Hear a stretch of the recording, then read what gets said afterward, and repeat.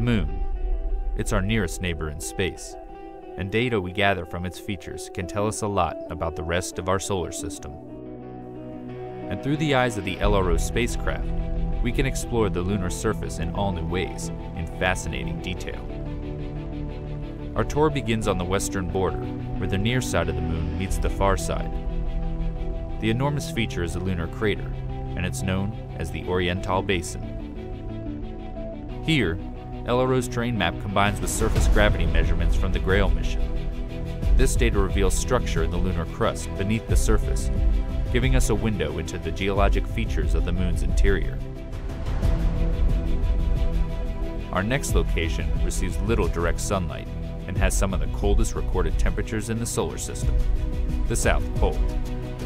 The highlighted spots signify potential water ice based on temperature readings from LRO's Diviner instrument and reflectance from its laser altimeter Lola. Lola also allows us to peer into the darkness of Shackleton Crater by bringing us this digital elevation model. It's 21 kilometers wide and 4 kilometers deep, but it pales in comparison to the largest known impact crater in the Earth-Moon system, the South Pole Aitken Basin. Sitting on the far side, it's 2,500 kilometers across and 13 kilometers deep. We don't yet know exactly how old the basin is, but it was first seen in the 1960s by spacecraft flying around the far side.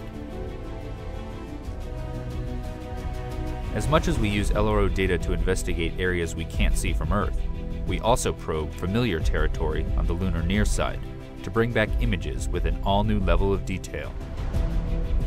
This is Tycho Crater. It's around 100 million years old.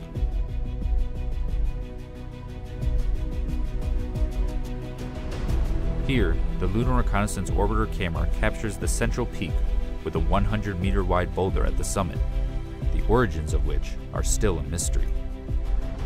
Continuing across the Moon's near side, we will arrive in an area ripe for future exploration due to the diversity of impact and volcanic materials. It features a prominent crater so bright it's not only visible through telescopes, but also to the naked eye. Welcome to the Aristarchus Plateau. Here, infrared shows the mineral pyroxene in orange and a splash of plagioclase in blue from Aristarchus crater. This region can tell us a lot about the rich volcanic history of the Moon. As much as we study the Moon looking for sites to visit, we also look back at places we've already been.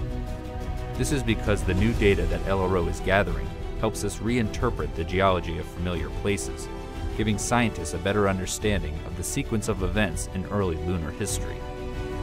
Here, we descend to the Apollo 17 landing site in the Taurus-Littrow Valley, which is deeper than the Grand Canyon. The path the astronauts took over the course of 3 days is shown. The Lunar Reconnaissance Orbiter camera is even able to capture a view of the bottom half of the Apollo 17 lunar lander, which still sits on the surface, as well as the rover vehicle. These images help preserve our accomplishment of human exploration on the Moon's surface. Moving onward, we make our way to our final destination.